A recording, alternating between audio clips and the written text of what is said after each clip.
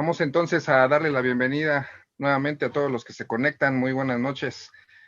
Carnica Calendárico, como cada jueves, tiene un gran tema para el día de hoy y convergiendo precisamente en el tonal con una información adicional que tiene preparado nuestro amigo César Morlán, dándole la bienvenida primeramente a cada uno de los panelistas. Muy buenas noches. César, ¿qué tal? Buenas noches. Buenas noches, querido amigo. Pues aquí ya estamos, como siempre, puntuales cada jueves con cosas interesantes. Ya se nos cuecen las habas, como dicen por acá, para conocer precisamente esta información fresquecita y bueno, pues con la colaboración siempre puntual de nuestro amigo Israel, de Gerardo Ingram. Buenas noches, Gerardo. ¿Qué tal, Gastón? ¿Cómo estás? Buenas noches a todos. Hola, César. Hola, hola, buenas noches. Excelente, y en un ratito más se incorpora el doctor Israel Iguecaya, quien cordialmente lo abrazamos y pues estamos esperando precisamente a que inicie y se pueda incorporar para complementar la información precisamente que tenemos preparada el día de hoy.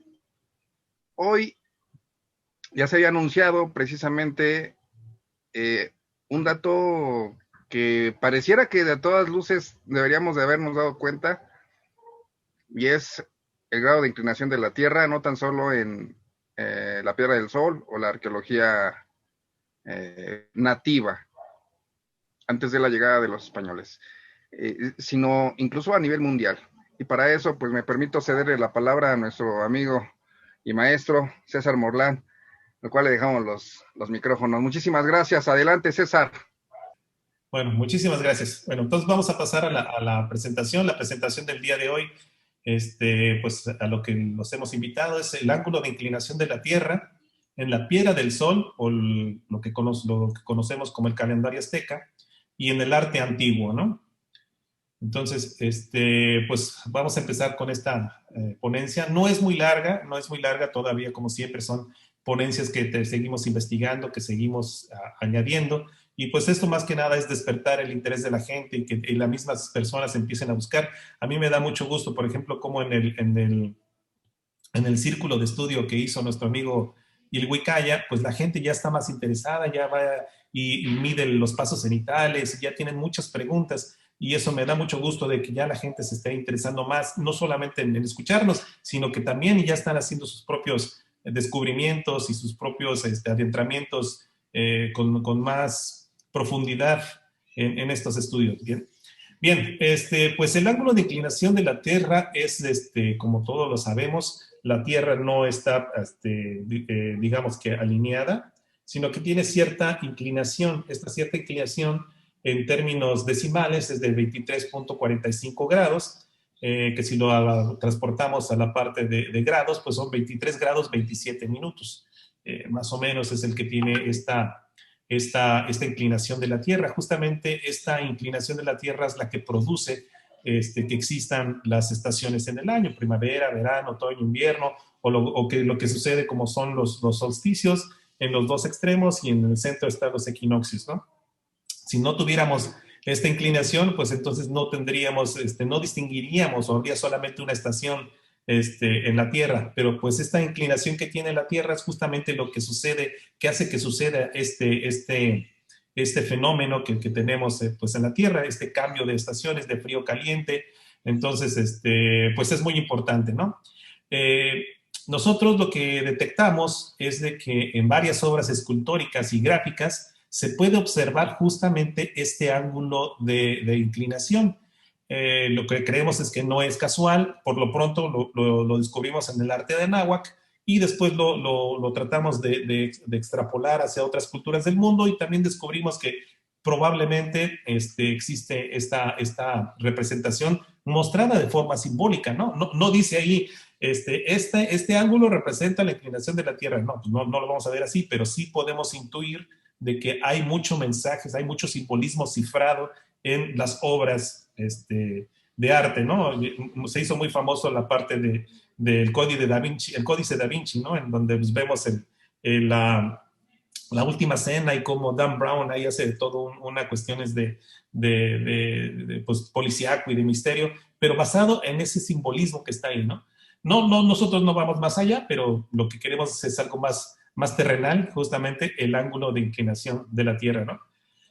Bien, este ángulo de inclinación se le conoce también como ángulo intertropical o intersolsticial, pues es el ángulo que se forma justamente si tendiéramos aquí el centro de la Tierra, aquí justamente donde está el Ecuador, y tendiéramos unas líneas, aquí el trópico de Cáncer y el trópico de Capricornio, veríamos que ese ángulo es de 23.45 grados, justamente como lo habíamos visto en la imagen anterior.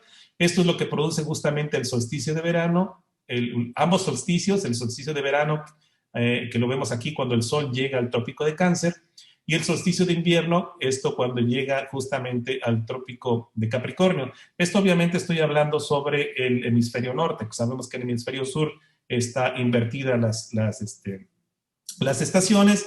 Cuando es el solsticio de verano, aquí es el solsticio de invierno allá abajo, y cuando es el solsticio de invierno allá abajo, digo de verano abajo, es el solsticio de invierno aquí arriba, ¿no? Están justamente opuestos. Y eso es lo que le hace mucho más interesante, ¿no? Cómo esos opuestos complementarios, que es el solsticio de verano, el solsticio de invierno, y en el centro el equilibrio, en los equinoccios, justamente de ahí viene de equi, de igualdad, de justamente en el medio, ¿no? Lo hace muy, muy simbólico, y los antiguos pues lo notaron de que todo esto puede dividirse no como opuestos antagónicos, sino como opuestos complementarios: el frío, el calor, la lluvia, la época de secas, el solsticio de verano trayendo toda la lluvia, el solsticio de invierno con toda la parte de las secas, y los equinoccios justamente en medio, ¿no?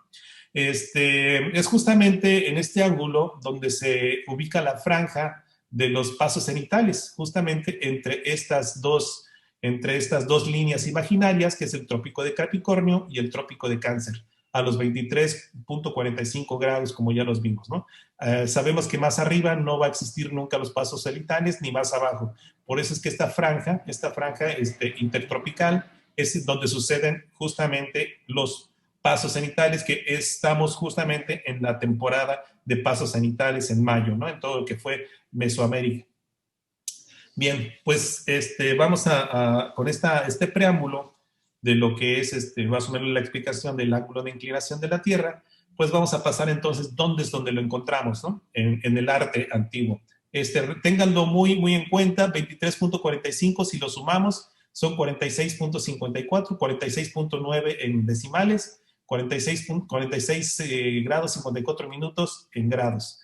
Ahorita, como la calculadora que usé, entonces la voy a manejar en decimales, porque era la que estaba manejándose en esta calculadora. Bien. El ángulo intertropical en la piedra del Sol. Esta piedra pues nos habla totalmente del Sol. Es un monolito que nos habla precisamente pues del Sol, ¿no? Aquí vemos el ideograma, aquí tenemos el Nahui Olin, que es uno de los nombres calendáricos del quinto sol, justamente, y aquí adentro vemos los otros nombres calendáricos de los soles anteriores. Este centro finalmente nos habla del Sol. Aquí está representado el Sol. En su segundo círculo vamos a ver cómo están representados los días, es decir, el tiempo. Si se dan cuenta, todos están viendo hacia la derecha, como diciéndonos que el movimiento es hacia la derecha. Y esta es como si fuera una manecilla por donde van pasando todos los días.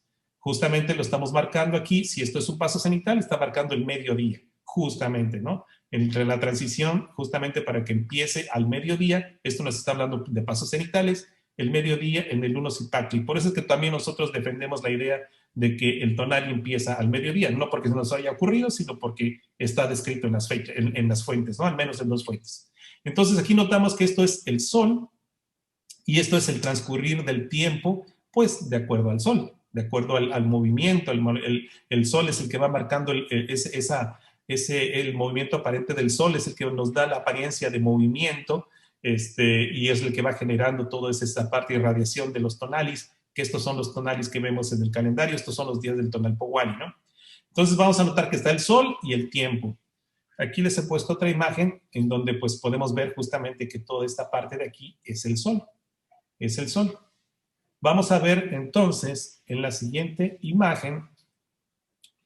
Resulta que la doctora, más bien la maestra Margarita Martínez del Sobral, que es ella, aquí la podemos ver, esta pues eminente pues maestra, ella creo que vive en Tehuacán, hizo varios libros en donde hizo estudios geométricos respecto de las piedras y de los monolitos. Y ella fue la que notó justamente de que este ángulo estaba representada en la piedra del Sol. La piedra del Sol nos habla de simetría. Si nosotros ponemos una línea aquí en medio, justamente simétricamente dividiendo la piedra, vamos a ver que los mismos elementos hay aquí que acá, ¿no? Se ve una forma simétrica. Y ella notó lo siguiente: si esto es el Sol, y entonces tiramos aquí esta línea en el centro, nosotros tirando líneas justamente a donde están las garras aquí de lo que es el Nahui Olin, o podría ser las garras del águila. El águila sabemos que es el Sol. Es como si el Sol estuviera poniendo sus garras hasta aquí llego, ¿no? De un lado a otro. Aquí está justamente el Sol. Y ella notó lo siguiente: ella notó que justamente este ángulo de acá y este ángulo de acá coincide perfectamente con lo que habíamos visto anteriormente, con los ángulos de 46.9 grados, que justamente es el ángulo de inclinación de la Tierra. Y esto es muy importante porque entonces nos están diciendo que el Sol se mueve justamente entre este punto y este punto. Y en medio está el equinoccio. Aquí alcanzamos a ver justamente, aquí dice 47 grados, pero justamente son los 46.9, pero la calculadora no me deja ver decimales, pero aquí podemos ver entonces esa aproximación de los 47 grados. Es decir, aquí estamos hablando, si volteáramos esta piedra, si la volteáramos, sería justamente como esto. Justamente aquí sería el eje de simetría, que sería como el ecuador, y estas dos líneas aquí, marcándonos el solsticio de verano y el solsticio de invierno. Entonces, la maestra Martínez del Sobral, pues fue la que se dio cuenta de esto, ¿no? Entonces, yo les recomiendo mucho este libro, que se llama Los números sagrados en las piedras calendáricas mesoamericanas, que es ahí en donde ella hace todo el estudio, y de muchas piedras más, ¿no? Pero a mí esto se me hizo muy revelador, muy revelador. Entonces basándome en su idea, yo me fui un poquito más allá y entonces extrapolé su idea para buscar si en otros lados había este tipo de información. Aquí les he mostrado otra imagen en donde podemos ver entonces que el Sol justamente se mueve entre los extremos, de alguna manera mostrando aquí entonces los equinoccios en el medio. Aquí están los 23,45 grados y los solsticios, ¿no? Aquí a lo mejor esto es invertido: solsticio de verano, solsticio de invierno. Esto sería invertido probablemente, ¿no? Porque no sabemos todavía cómo está orientada la piedra. Pero lo destacable es aquí de que justamente si el Sol es el águila, un solsticio estaría en su garra y el otro solsticio estaría en la otra garra. Es como entonces el águila se posara sobre los dos solsticios. Y entonces ahí está todo el simbolismo. Recordemos que probablemente, yo soy defensor de esa idea, este es el pico del águila, sus garras, su cola, y es justamente ahí como un símbolo empalmado entre el Nahui Olin y el Nahui Cuautli, ¿no? El cuatro águila y el Nahui Olin. Pero bueno, esta es una explicación a lo mejor más gráfica, pero bueno, ahí están las medidas. Quien quiera hacerlo, solamente trace aquí la mitad y tira una línea a donde termina la garra y otra donde termina la otra garra, y se va a dar cuenta que justamente son 23.45 grados, y entre la suma de los dos son los 46.9 grados, ¿no? Los 47 grados. Entonces, pues eso fue muy revelador. De alguna manera la maestra Martínez del Sobral hizo un gran descubrimiento. ¿Quisieras agregar algo aquí, Gerardo? Bueno, pues que esto precisamente es parte de lo que actualmente, bueno, está muy de moda ahora, la cuestión de la geometría sagrada, ¿no? Donde precisamente todas las proporciones estelares y de la Tierra pues, están reflejadas precisamente en las obras importantes a nivel mundial, ¿no? Lo que tú vas a comentar precisamente, no me quiero adelantar, pero sí, ese libro que tú comentas de la maestra del Sobral está lleno de imágenes de varias de las piedras más famosas de todo Mexicas y de varias partes de México, donde se muestran este ángulo y otros más, otras figuras, otras cuadraturas, digamos, que son sorprendentes, ¿no? Esto nos da a entender que pues, evidentemente había un conocimiento muchísimo más avanzado y complejo del que a simple vista pues podemos notar, ¿no? Exactamente. Y esto nos deja ver de que las medidas de la piedra del Sol no son casuales. O Oh, sea, no. nada de lo que está aquí plasmado en esta obra, que de por sí es bella estéticamente, pues se le puede abordar desde la geometría, desde las matemáticas, desde la astronomía, desde los mitos. O sea, esta piedra, leyéndola desde muchos ángulos, habla por sí sola, ¿no? Es una Sabe. enciclopedia. Una enciclopedia de información, ¿no? Exactamente. Entonces, pues aquí notamos que no hay nada casual respecto a esta medida. La maestra Martínez del Sobral también hizo una observación que yo no he podido verificar, pero ella dice que también entonces conocerían la elipse. Sabemos que justamente el Sol está en uno de sus focos y los planetas giran alrededor de una forma elíptica, ¿no? La maestra del Sobral lo que hace es unir las aspas del Nahui y Olin, y sí se genera una elipse, Mm, justamente. Entonces, esta, según ella, sería la prueba de que sabían de que el Sol y nosotros girábamos en una elipse alrededor del Sol, como después lo descubrió Kepler, ¿no? Las leyes de Kepler. Bien, pues bueno, voy a seguir ahorita con la siguiente presentación.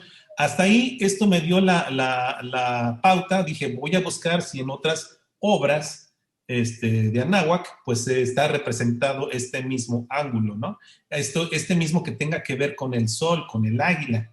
Y pues algo que tiene que ver con el sol, con el águila y el tiempo, como lo vemos aquí representado, pues es la lámina del Códice Mendocino. El Códice Mendocino justamente también tiene aquí la fundación de Tenochtitlan. Vemos aquí de alguna manera el cuadrángulo. Vemos al águila justamente aquí. Y yo dije, bueno, esto voy a ver su geometría, ¿no? Y tiré justamente una línea de donde termina aquí el año 13 caña.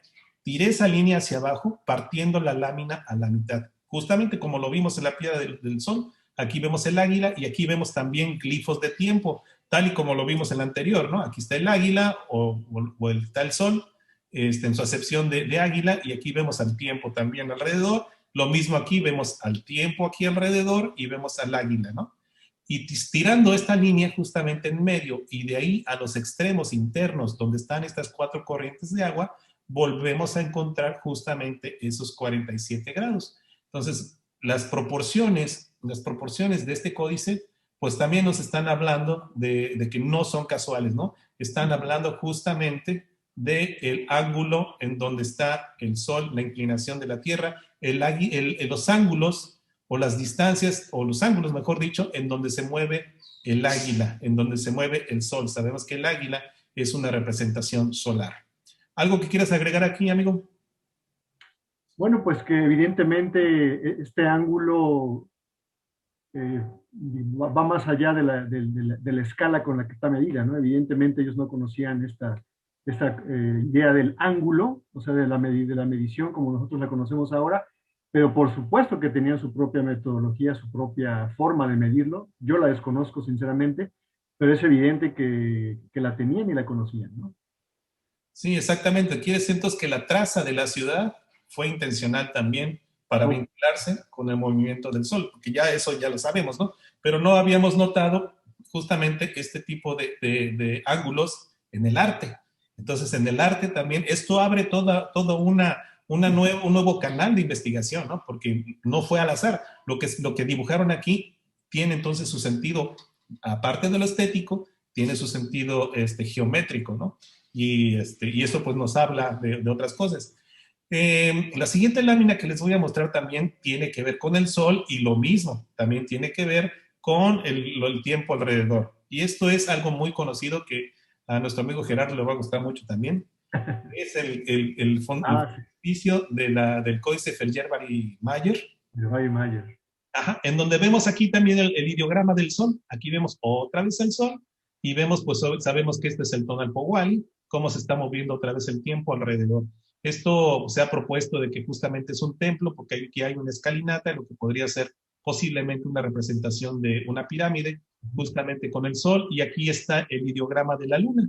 justamente esa vasija volteada. Entonces vemos al Sol y a la Luna aquí abajo en oposición. Y justamente en el centro tenemos a Xiuhtecuhtli, justamente aquí.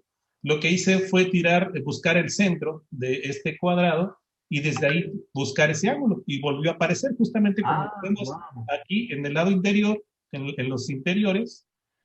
Pues vuelve a aparecer este ángulo de 46.9, 47 grados, justamente aquí, entre los ángulos internos de las aspas, ¿no? Wow. Entonces, pues esto es también revelador porque también entonces vemos que este códice, sus proporciones no están al azar. O sea, tiene su significado simbólico, no nada más es porque se viera bonito, ¿no? Aparte, pues sabemos que esto pues se parece mucho a la cruz de Malta, la cruz templaria inclusive, ¿no? Que más adelante vamos a hablar también respecto a ello, ¿no?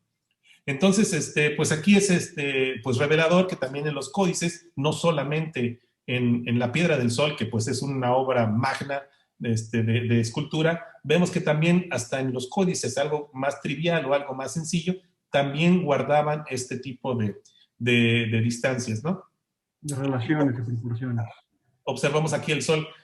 Aquí tengo otra imagen en donde pues lo hice tendiendo para acá y pues vemos otra vez el centro, el ombligo, justamente su ombligo de Xiuhtecuhtli. Desde el ombligo se trazan estas líneas acá y llegamos pues a lo que son los 46 puntos. Aquí se alcanza a ver el 47, pero lo puse en 46.9, ¿no? Justamente de esos ángulos, pues del ángulo de inclinación de la Tierra. Entonces, pues a mí, entonces ya esto ya me abrió toda una línea de investigación y dije, pues voy a buscar otras obras, ¿no? Y me puse a buscar, de hecho tengo muchas, pero realmente no les voy a poner aquí todas, pero yo creo que con estos 3 ejemplos, en los que tenemos al Sol y al tiempo alrededor, así circulando, vemos que efectivamente nos habla entonces del Sol y de su acotamiento, de su andar entre estos ángulos solsticiales, intersolsticiales, estos ángulos en donde están justamente los 2 trópicos, ¿no? Bien, aquí les he puesto algunos ejemplos. Es la cruz, la flor teotihuacana, lo mismo del centro, si se tira una línea, pues vemos estos 47 grados. Lo mismo esto de que están en las de Tlantecutli, justamente podemos ver este quincunce. También se pueden trazar esos 47, lo mismo aquí lo podemos ver, estos 47 grados en cada una de estas, ¿no? Entonces, pues parece ser que es una cuestión que pues sí fue utilizada por lo menos en Teotihuacán y los mexicas, ¿no? Pero pues vamos a ver que justamente las obras más antiguas, como son los olmecas, pues volvemos a encontrar lo que se le conoce como la Cruz de San Andrés. La Cruz de San Andrés es justamente, pues pues esta cruz con estos ángulos, en donde la cruz normal, pues la conocemos en 90 grados, pero esta cruz tiene otro ángulo y vamos a ver que este ángulo justamente corresponde a lo que son los 47 grados, ¿no? Aquí lo vemos muy claramente, los que son en la parte de los olmecas, pues entonces eso nos está mencionando una posible explicación de que son esos justamente esta cruz de San Andrés, que así le llaman inclusive los arqueólogos, a esto que ven en la parte de los olmecas, ¿no? Aquí lo vemos también en la parte del Tajín. Este es un huehueteotl, lo mismo que es una excepción como del fuego, sabemos el fuego primigenio, el fuego original, y pues podemos ver esto. En realidad hay muchas obras, ¿no? Pero no los quiero agobiar con tantas esculturas. A mí lo que me parecieron muy relevantes pues fueron lo que ya vimos de la Piedra del Sol, lo que son aquí estos códices con el Códice Mendoza y lo que es el frontispicio del taller Barimayer, ¿no? Bien, pues hasta aquí está más o menos la parte de lo que es de Anáhuac, pero la ponencia de hoy habla más allá.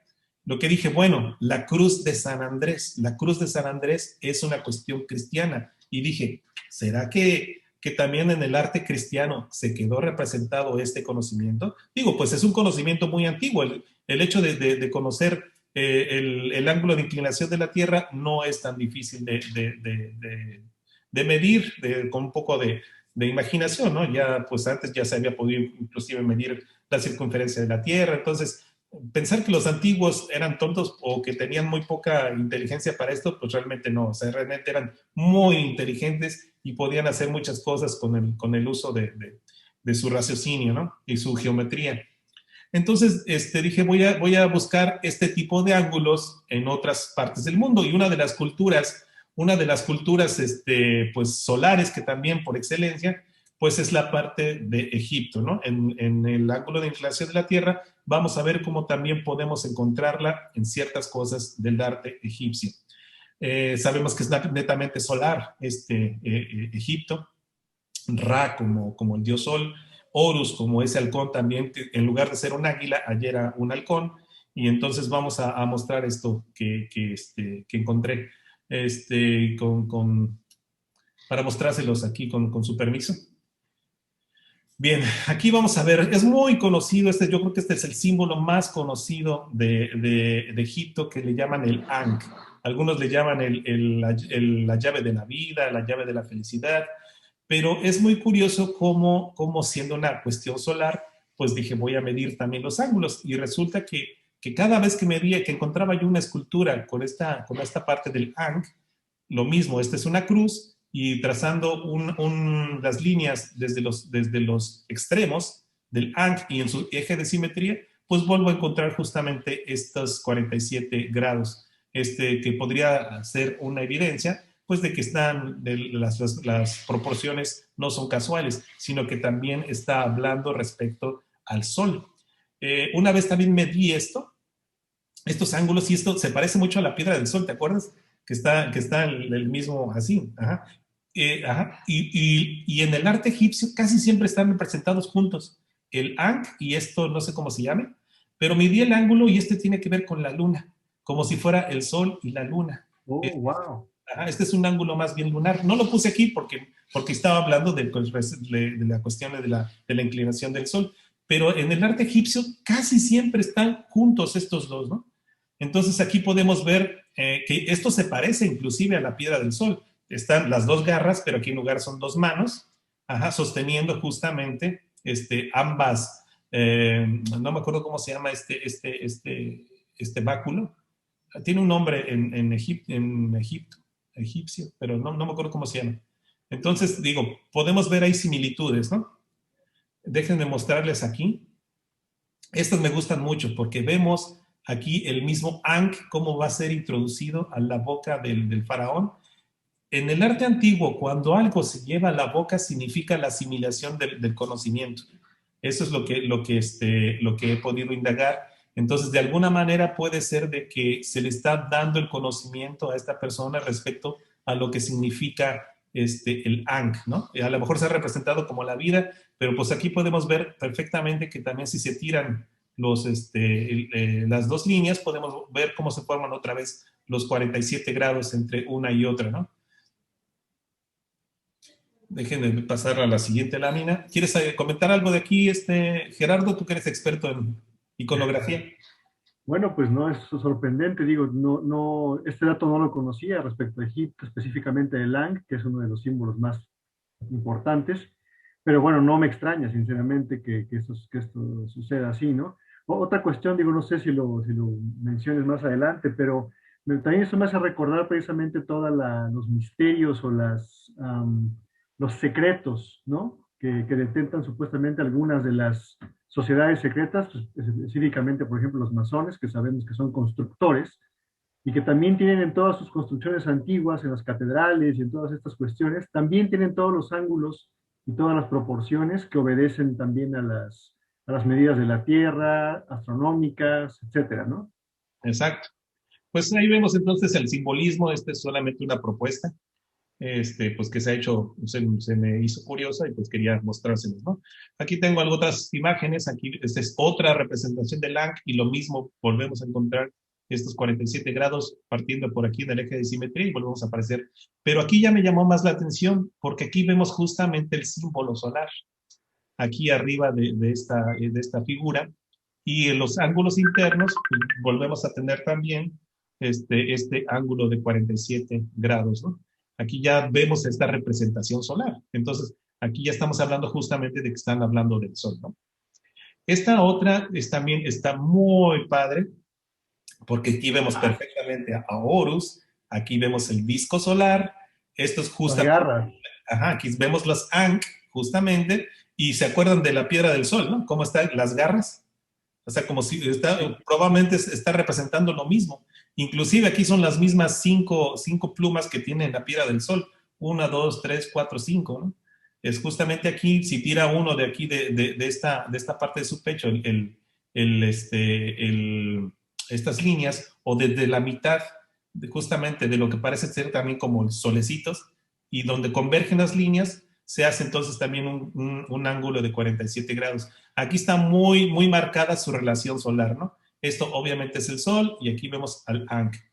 Hay otra, justamente les puse esto porque me pareció pues muy semejantes, ¿no? Las garras, aquí están las garras justamente, esto es el Sol, aquí vemos lo que sería entonces el pico, aquí vemos las 5 plumas, 1, 2, 3, 4 y 5, 1, 2, 3, 4, 5, las mismas 5 plumas de acá. Entonces, a lo mejor también nos está representando esto, justamente el Sol, el Horus, Ra, pues moviéndose justamente entre los ángulos intertropicales, ¿no? Hay otra imagen que también se puede encontrar lo mismo, desde el mismo lugar de acá, y lo vemos tirando hacia los ejes de simetría pues de estos símbolos, probablemente solares, y volvemos a encontrar también esos 47 grados de los que venimos hablando, ¿no? ¿Quieres agregar algo, amigo, en esta parte? No, no, pues estoy sorprendido de ver estas cuestiones, ¿no? Y cómo, más allá de lo que podamos especular, pero pues es evidente que hay alguna información que en algún momento probablemente fue común. Sí. Digo, no tenemos la evidencia de ello, pero ahí están los ejemplos, ¿no? De cómo, justamente al principio hablábamos de que no existen las coincidencias, ¿no? Existen las sincronías, ¿no? Y en este caso, pues también aquí estamos viendo muchas cuestiones muy tan similares y tan paralelas que es impresionante. ¿Quieres agregar algo, Gastón? Sí, es curioso escuchando a Gerardo y ampliando un poquito más este registro arqueológico, ya no tan solo al Semanáhuac, sino ya a nivel mundial. Y bueno, no hay otra referencia más grande que toda la influencia que ha dejado la cultura egipcia a lo largo y que ha dejado bien definido su culto al sol.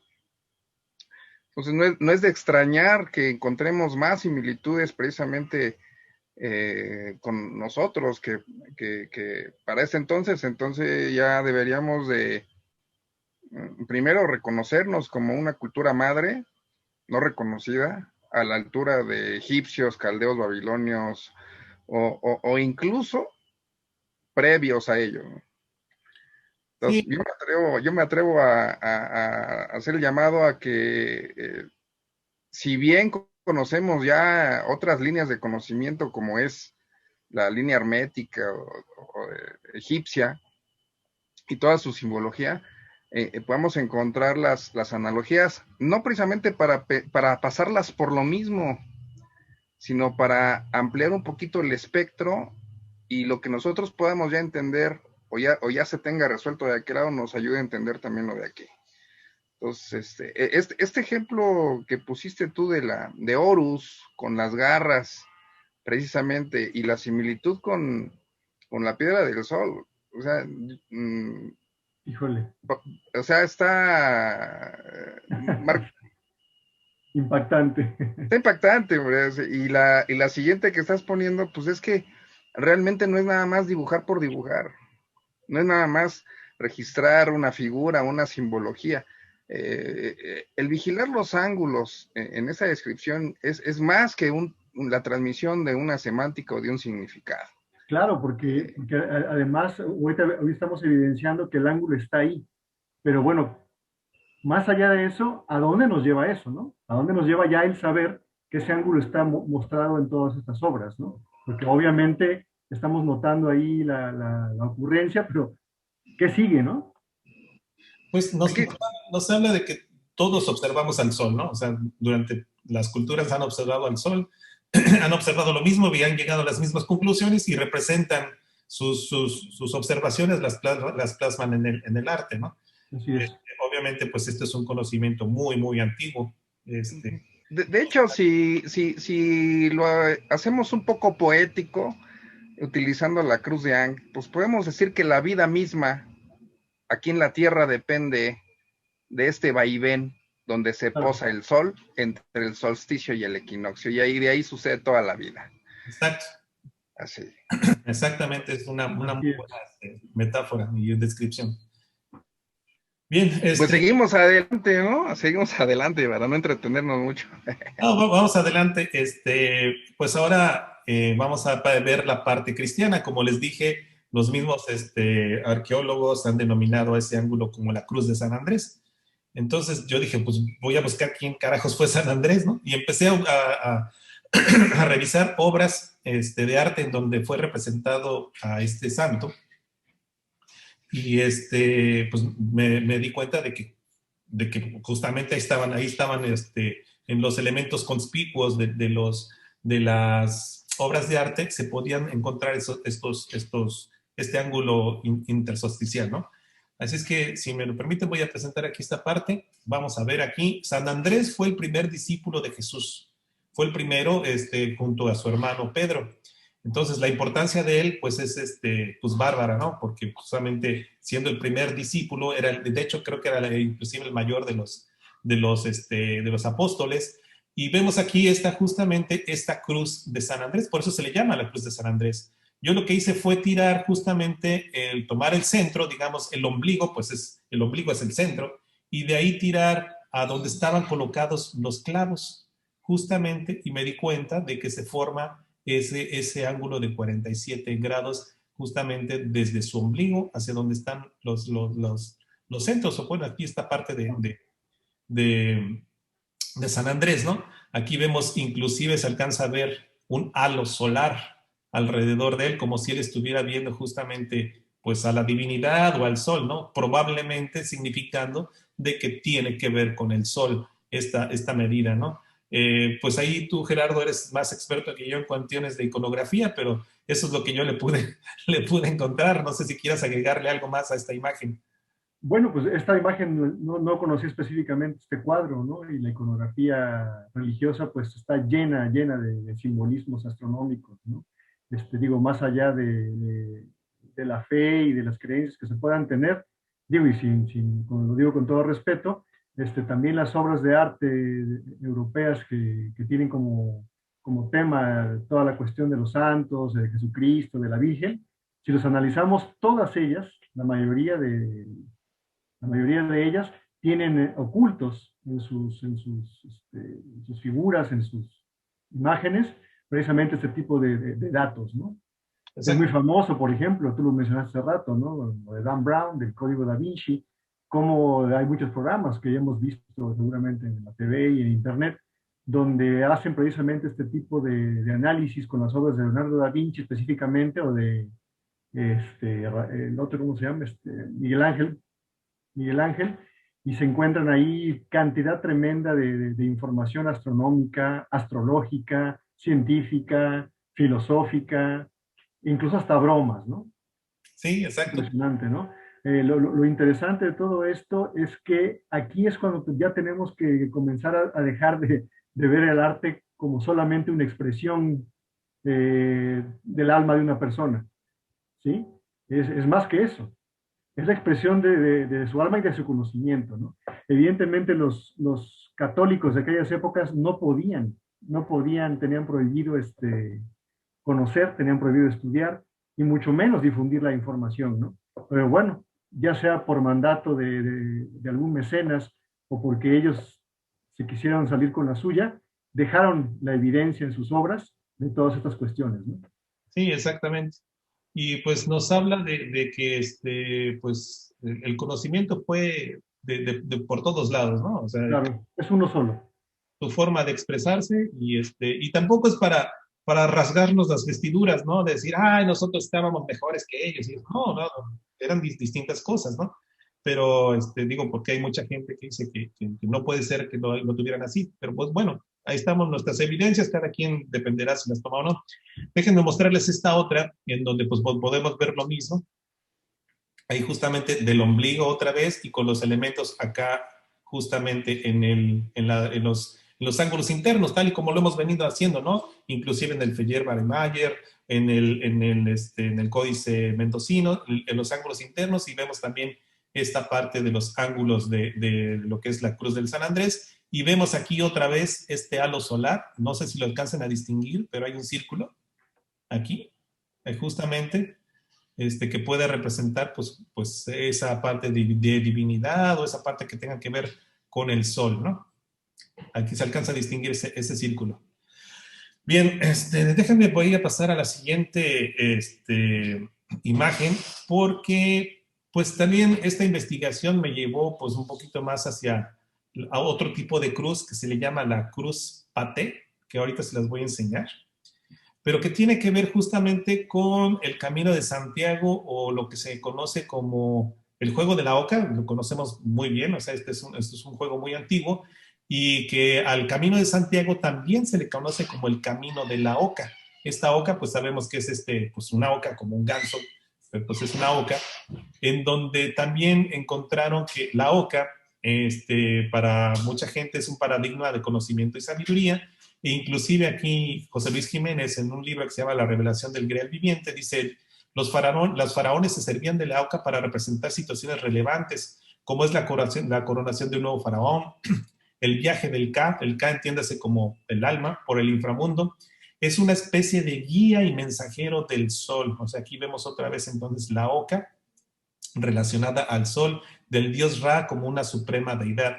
Y aquí lo curioso, Gerardo y amigos, es de que una de las reglas de la juego de la oca tiene que ver con, en el tablero se pueden observar 13 ocas. Justamente sabemos la importancia del número 13 para nuestra cultura, pero pues aquí también está representado, y dentro de 9 casillas, o sea, sabemos también del número 9, ¿no? 13 y 9. Wow. Ajá. Y justamente si te das cuenta, si tú cuentas la cantidad de casillas que hay, llegas aquí al número 63. Pero si se cuenta el inicio y el final, tienes el número 65. Y 65 sabemos que es entonces un múltiplo de 13 también, ¿no? Entonces, contándose este juego es muy antiguo, inclusive se ha visto, pues no sé, casi desde la época no estoy tan seguro si de Babilonia o no, pero sí he encontrado algunas imágenes de que sí parece muy antiguo. Y este asunto de la oca, como lo dije, tiene que ver con el Camino de Santiago. El Camino de Santiago sabemos que hay varias vías, pero todas finalmente llegan hacia lo que es Portugal, hacia el extremo digamos, que es el oeste de Europa. Sí, es el oeste de Europa, y entonces estas peregrinaciones pues iban justamente a donde estaban las reliquias del apóstol Santiago, ¿no? Y este Camino de Santiago entonces también se le conoce como el Camino de la Oca. Vamos a ver entonces cómo se va relacionando una cosa con otra, ¿no? El asunto de la Oca, también vi que, por ejemplo, en la Catedral de Barcelona, tiene esta distribución. Aquí se puede ver cómo está el 21 de junio, esta distribución astronómica, para cuando es el solsticio de verano, y está orientada hacia el solsticio de invierno, el 22 de diciembre. Sus ejes de simetría, digámoslo, están orientadas justamente para que los vitrales entre la luz del sol en esas fechas. Aquí lo vemos desde acá arriba, y vemos que entonces está orientado para ese solsticio. Y resulta que en la Catedral de Barcelona tienen siempre 13 ocas. Aquí hasta busqué la imagen en donde pudiera contarse las 13. Si alguien tiene ahí la paciencia de estar buscándolas todas, aquí se pueden ver las 13 ocas que están en la Catedral de Barcelona, ¿no? Ya vimos entonces el juego de la oca se relaciona con el sol, y aquí entonces el juego de la oca con el 13 y con el 9, y aquí vemos entonces a las 13 ocas en la Catedral de Barcelona. Siempre están ahí. Se relaciona un poco con la vida de Santa Eulalia, pero pues bueno, matemáticamente pues es muy fácil relacionarse entonces con el número 13, y si vemos que la catedral está orientada hacia ambos solsticios, pues significa entonces que es una significancia, ¿no? Déjenme pasar a la siguiente imagen. Aquí les voy a mostrar justamente lo que es la pata de la oca. Por eso es que a la oca se relaciona justamente con los ángulos del Sol. Aquí vemos que se le conoce así porque está hecha de 4 patas. O sea, hay una cruz que se llama la cruz paté, que tiene 4 patas de oca. La paté viene de pata, o sea, la cruz de pata, paté. Entonces, quiere decir, esta es una imagen que está labrada en donde se ve justamente la oca, la pisada de la oca, y vemos exactamente lo que podría significar justamente los solsticios aquí en este lado. Aquí esta es una imagen que me encontré del internet, pero podría significar lo que hemos estado hablando, ¿no? Lo que son justamente los solsticios a los extremos y el equinoccio. Este es el origen, la cruz paté es el origen de la cruz templaria. En el Camino de Santiago, como les dije, hay un crucifijo en Puente de la Reina, en la región de Navarra, que es muy conocido. Es muy conocido porque justamente tiene a este crucifijo distinto al crucifijo normal cristiano, ¿no? Aquí vemos entonces una cruz paté. En el Camino de Santiago, que se le conoce como el Camino de la Oca, o sea, el camino como del sol, ¿no? Como siguiendo al sol. Entonces aquí lo mismo, aquí estaban los 3 clavos, acá, acá y acá. Tracé las líneas y volví a encontrar justamente ese ángulo de 47 grados que podría representar muy bien entonces ese conocimiento del movimiento del sol, ¿no? Entonces, pues ahora se entiende por qué la cruz paté tiene que ver con el juego de la oca, la Catedral de Barcelona, que está inclinada o está orientada hacia ambos solsticios, y por qué se encuentra justamente en el camino de Santiago, justamente en Puente de la Reina, aquí en la sección de Navarra. No sé si quieres agregar algo aquí, amigo. No, pues todo muy bien, estoy asimilando todo esto, está muy interesante, la verdad. Sí, está bastante. Esto me recuerda un poco también bueno, trasladándonos también a la náhuac, que también estas medidas, esta numerología, seguramente también ángulos y muchas cuestiones más, también se reflejan en juegos, en lo que llamamos juegos de mesa, no sé si es válido llamarle así, pero el Patoli, ¿no? Por ejemplo, es uno, creo que es el más conocido, donde se reflejan precisamente los números que emanan precisamente del Tobalpowali y de toda esta cuestión, ¿no? Entonces también, más allá de que son juegos, más bien son tableros de cálculo, tableros con información oculta, ¿no? Oculta, que podemos usar como juego, lo podemos usar como una calculadora también, ¿no? Exactamente, oculta, pero pues la mayoría de la gente, la gente versada, pues va a poder notar este tipo de cosas, ¿no? Y como lo dije, esta cruz paté, pues de ahí se deriva lo que son la cruz del temple. Hice algunas mediciones, aquí no puse todas, nada más aquí una de las más antiguas que encontré, del centro, tiras otra vez los ángulos y pues puedes de alguna manera aproximada encontrarse con estos 47 grados acá, ¿no? A mí se me hizo muy revelador que justamente esa cruz templaria, esa cruz que conocemos, que inclusive las carabelas de Cristóbal Colón la traían, ¿no? La parte de la cruz templaria puede significar, pues justamente ese significado del sol, ¿no? Es muy probable que sí. Ajá. Bien, pues ya vamos a concluir esta presentación. Aquí quiero ponerlas algunas otras manifestaciones, pues que yo encontré interesantes. Como les dije, no es una exposición ya concluida. Siempre dejamos ahí abierta para quien quiera comprobarlo o para quien quiera buscar otro tipo de manifestaciones en el arte, pues lo puede hacer, ¿no?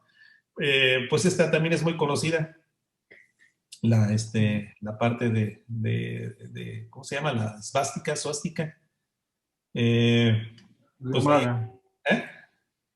La cruz de llamada, sí, la suástica. Sí, exactamente, ya ves que hay una que es invertida. Aquí yo encontré, pues tirando del centro aquí también a los extremos de las líneas, pues también podemos encontrar ese ángulo de 47 grados. Y fíjate, amigo, que hace poco tiempo, bueno, hace un par de años, yo me acuerdo que dijeron como noticia mundial, hey, es la primera vez que logramos fotografiar un fotón de luz. No sé si tú recuerdas esa noticia. Sí, sí, sí. ¿Te acuerdas? acuerdas? Y pues uno en cuanto lo ve dice, wow, pues Wow. eso se parece al Feyerabend-Mayer, ¿no? Sí, sí, sí, claro. Y pues ahí está. Sí, Justamente se puede trazar una línea aquí en su eje de simetría y buscar los extremos, justamente más o menos ahí, digo, esto es una manera muy aproximada, pero podemos notar que pues entonces la luz del sol o la luz, pues probablemente también guarde ese tipo de simetrías, ¿no? Esto pues a mí me pareció algo pues digno de compartir, algo que a lo mejor pueda pues ahí originar algo de polémica, pero pues digo, a mí me pareció interesante que inclusive viniendo de la luz, o sea, viniendo digamos, del sol, pues un fotón guarde, y la fotografía de un fotón guarde justamente estas proporciones que se parecen muchísimo al Feyerabend-Mayer, ¿no? claro. No sé si quieres comentar algo de esta imagen, amigo. Híjole, pues impresionante. Sí, sí, sí la recuerdo. No, no la tenía ahorita en el radar, pero en cuanto la mencionaste la recordé.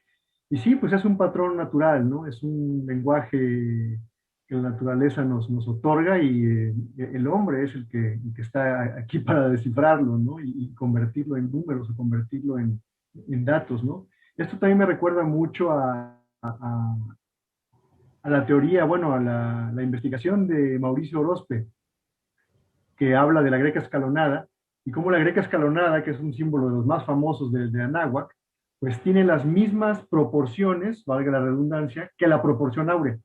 Exacto. ¿Sí? Esta medida dorada, medida áurea, que sabemos que también domina todas las obras de arte europeas y del viejo mundo, que de igual manera que lo estamos viendo ahorita con este ángulo, tú puedes ver cómo esa proporción está aplicada en todos lados.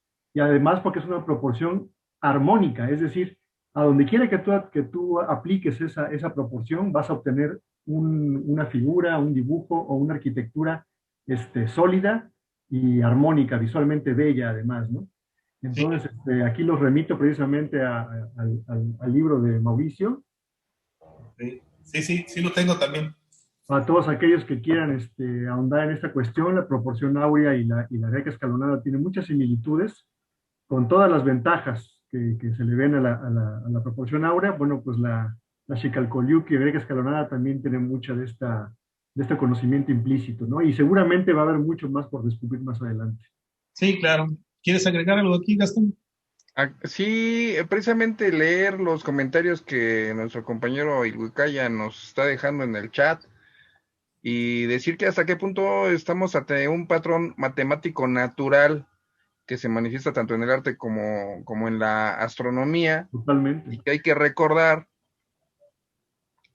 por aquí se me pasó el comentario, él citaba precisamente la proporción con phi, y lo que está diciendo Gerardo, ¿no? Ya no es tanto de mediciones, sino de proporciones, y proporciones tanto en lo macro como en lo micro, ¿no? De una partícula de luz o una gráfica de alguna onda que pudiéramos medir, eh, nos manda como esa imagen que compartes, y que nos vuelve a revisar que dentro de lo más básico, dentro del, ha estado a la vista en los glifos que nosotros vemos en nuestros antepasados, ¿no? Como si nos dijera, aquí está la llave de todo y está tan a la vista que no lo vemos, ¿no? Exacto. Entonces, Culto a plena vista. aquí hay un comentario también.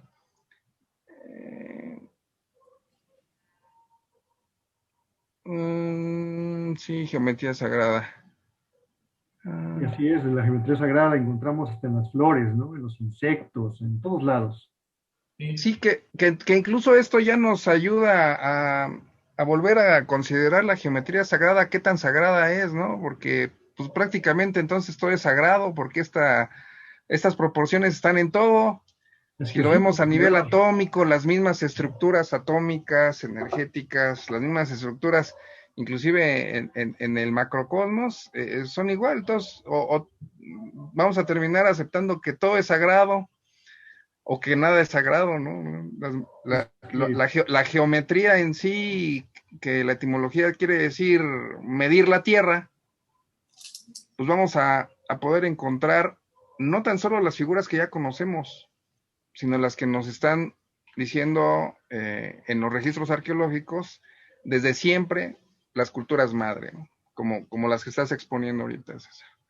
Es volver a revisar todo, volver a entender a un mayor grado la matemática y ver cómo no nada más es el tener las estadísticas y los números, sino cómo forman parte fundamental de leyes físicas que están en todo, como lo del águila con el sol, diciendo todo lo que puede existir es lo que hay de aquí a acá, ¿no? O la misma palabra tonal, ¿no? Lo que irradia y la fuente de vida en este planeta Tierra, pues es el sol, ¿no? O sea, no puede haber vida, existencia, plantas y por ende los ecosistemas sin la energía del sol. Entonces, por eso el respeto y no tanto la idolatría, sino la consideración y el agradecimiento a tener la disposición de que cada día sabemos que sale el sol. Y bueno, esa exactitud es la que también nos hace considerar los ciclos en tiempos específicos, como lo que decías ahorita, cada uno coat sucede algo, ¿no? Sí. Es tan perfecto que ya lo podemos medir, lo podemos predecir, es algo que ya tenemos que usar. Sí, aquí otro lo que mencionas de la desacralización, ¿no? Precisamente ese es el punto medular precisamente de que todo se desacralice, es que entonces perdemos el contacto con todo aquello que nos acerca a la naturaleza y a su lenguaje. Porque este finalmente es el lenguaje de la naturaleza descifrado por el hombre, puesto en números, en ángulos y en proporciones. Entonces, si le quitamos lo sagrado a todo eso, perdemos esa conexión y perdemos la oportunidad de aprenderlo, ¿no? Y de utilizarlo, porque aparte es algo súper útil, ¿no? Claro. O se lo quitamos, o nosotros también somos sagrados, somos divinos también, pues, Por supuesto. ¿no? También. El hombre Yo creo de que, Vitruvio y también las proporciones áureas y todo se repite en el ser humano. sí, yo creo que va todo por ahí, o sea, Claro. somos parte de la divinidad, somos parte de lo sagrado, somos parte de eso, ¿no? No estamos aislados del resto, somos parte de un completo. Así es. Pues yo de mi parte, pues es todo. Les agradezco, muchas gracias por dejarme compartirles esta información. No sé si está por ahí el Wicaya para que también nos dé alguno de sus puntos, o si algún participante quiera hacer algún comentario. Ahí puede utilizar la herramienta de levantar la mano. Sí, pues están dando las gracias. Ahí nos pregunta Yasmín, ¿qué relación existe entre el fotón y el ángulo de inclinación? Pues creo que quedó claro ahí con la explicación que dimos, ¿no? Que diste. Pues sí, pues es un origen del Sol, produce luz y probablemente produzca esta inclinación, ¿no? En su constitución. Realmente lo único que estoy mostrando ahí es esta probabilidad o este ángulo, ¿no? Que se parece mucho al frontispicio, me gusta el trabajo de la palabra frontispicio del Yerba del Maya, ¿no? Que se parece mucho a eso. Es más que nada es eso, no tengo otra explicación respecto a eso.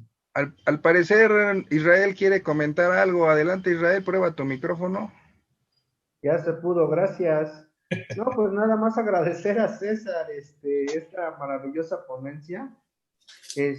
Redondear lo que ya han estado diciendo. Miren, a mí me parece que antes de lanzar las campanas al vuelo y ponernos a hablar de viajes interplanetarios, intercontinentales y quién sabe qué cuánta cosa hacían los ancestros, yo creo que sería más relevante ponernos a analizar de qué nos habla esta matemática autóctona, ¿sí? El trabajo que cita Gerardo a mí me parece fundamental, de qué manera la greca escalonada y ese patrón de 13 se está relacionando con el número phi, que está ampliamente demostrado que es el patrón que sigue toda la naturaleza en su conjunto para crearse a sí misma, ¿no? En realidad, a mí me parece que estos hallazgos que está mostrando César nos deberían mover justamente a buscar esa matemática que nos puede servir para descifrar no nada más el arte, sino la naturaleza en sí misma, ¿no? No es casualidad que el arte, lo que es bello en el arte, refleje el patrón de la naturaleza y visto desde otro punto de vista, que refleje el patrón de nosotros mismos, ¿no?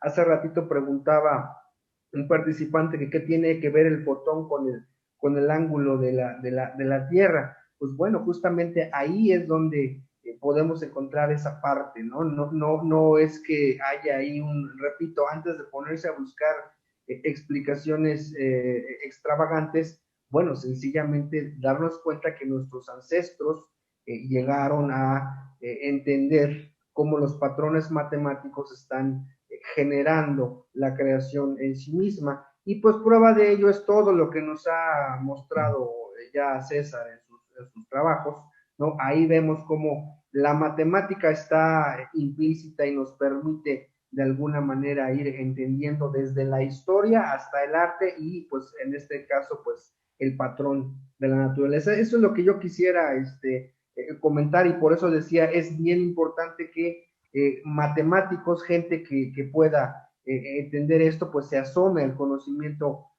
calendárico y ver de qué manera esa matriz del Tonalpohualli pues nos está sirviendo de alguna manera para un montón de cosas y cómo esa matemática que ya está descrita para entender los patrones universales, pues se puede también conectar con la matemática anahuaca. Me parece que eso sería un trabajo pues muy interesante que hasta donde yo conozco pocas personas han intentado. No, ese sería mi comentario. Gracias, César, por la ponencia nueva, ¿no?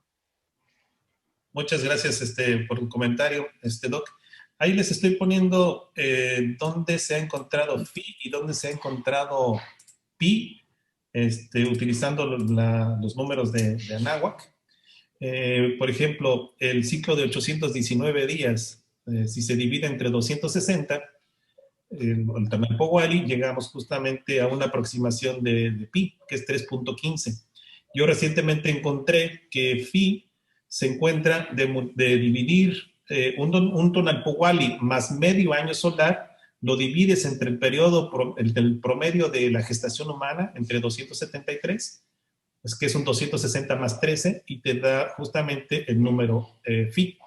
Ahí lo puse ahí en el chat. Todo relacionado con el 13, ¿no? Ajá, exactamente, todo relacionado con el 13. Entonces, phi sí se puede sacar a través de los números calendáricos y pi también. Claro, claro. Pues de mi parte es todo, amigos. No sé si quieran decir algo más.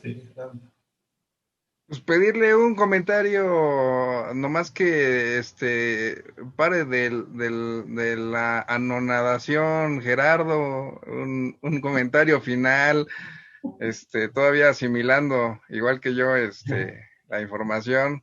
Y es fresquecita, la verdad, Sí. esto de la Oca y de la Cruz de Ang, sí nos van a poner a pensar un rato y a revisar otras cositas por ahí. Y si le rascamos, también, lo encontramos, ¿no?, en muchos más lados. No, hombre, ahí me imagino los amigos esotéricos ahorita ya van a empezar a hacer fórmulas extrañas. Adelante, Gerardo, para despedir el programa. Muchas gracias también por tu colaboración. Es un placer, no, gracias por la invitación. Es un placer estar aquí colaborando y bueno, pues un poco parafraseando todo lo que ya se dijo, el lenguaje de la naturaleza afortunadamente ya ha sido descifrado. Lo malo es que no lo hemos sabido valorar adecuadamente, ¿no? Precisamente lo que te comentaba, nuestro desapego a la naturaleza, a sus ciclos y a su lenguaje, pues nos ha hecho precisamente aislarnos de esa naturaleza de la que somos parte, ¿no? Sin caer en discursos ecologistas o New Age, pero es un hecho que tenemos que resacralizar como tú lo mencionabas, resacralizar este tipo de cuestiones. Volver sagrado algo es volverlo importante, volverlo, darle su relevancia importante, ¿no? No lo podemos ver de manera banal. Y pues ahí están las evidencias, las matemáticas, la geometría, todo ello nos habla de la perfección que está en la naturaleza y en las obras de arte que reflejan precisamente este lenguaje divino. Muy bien. Muy bien. Pues Irra ya nos dio su comentario. César creo que también ya da su comentario final. No sé si alguien quiera más agregar. Por mi parte también. Pues yo creo que hoy UNOCOAT, además de las observaciones que nos compartió César y que vamos siguiendo, hoy puede marcar también un cambio o una amplitud en la temática de este Calmeca calendárico. Y es incorporar también los registros arqueológicos de otras culturas para sustentar incluso este tipo de conocimiento como milenario. Anteriormente nos habíamos enfocado solamente a hablar de los sistemas de conteo temporal de Anáhuac, pero es innegable que este conocimiento es tan universal que lo vamos a encontrar en todo el mundo. Entonces, yo creo que ya con esta apertura podemos, y con lo presentado anteriormente, podemos enriquecer con este registro arqueológico mundial lo que ya nosotros ya conocemos, lo que vamos redescubriendo, no descubrimos, ya estaba, hay que redescubrirlo, reestudiarlo, reentenderlo, y bueno, pues en un futuro pues, poder utilizarlo, ¿no? Como habíamos dicho anteriormente, la herencia, ¿para qué la queremos? ¿Para guardarla o para usarla? Vamos a usarla. Y bueno, pues aquí los esperamos cada jueves. Vienen unos programas muy, muy intensos, precisamente hablando de entender los sistemas temporales de tiempo nativos a una escala mucho más general. A partir de la próxima semana vamos a anunciar la temática, vamos a querer hacerlo también interactivo para que los demás compañeros, estudiosos y gente interesada que también quiera contribuir, pues se pueden incorporar también a estas actividades. Muchísimas gracias. A nombre de Calmeca Calendárico AC y todos nuestros compañeros, nuestro gran equipo, les deseamos una excelente noche y seguimos en contacto. Muchas gracias. Un abrazo. Buenas noches. Buenas noches. Buenas noches.